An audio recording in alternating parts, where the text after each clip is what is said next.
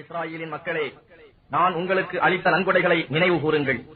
இன்னும் நிச்சயமாக நான் உங்களை உலக மக்கள் எல்லோரையும் விட மேம்பாடுடையோராக செய்தேன். என் தூதனுப்ப உங்களை தேர்ந்தெடுத்தேன்.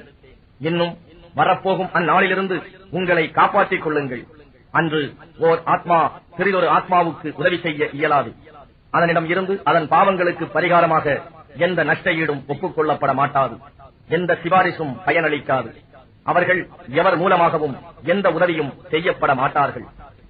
இன்னும் இதையும் எண்ணி பாருங்கள். இப்ராஹீமை அவருடைய இறைவன் சில கட்டளையிட்டு சோதித்தான்.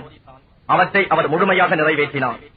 நான் உம்மை உலக மக்களுக்கு இமாமாக தலைவராக ஆக்குகிறேன் என்று அவன் கூறினான். அதற்கு இப்ராஹீம், என் சந்ததியினரிலும் இமாம் ஆக்குவாயா என கேட்டார். என் வாக்குறுதி சந்ததியில் உள்ள அநியாயக்காரர்களுக்கு சேராது என்று கூறினான்.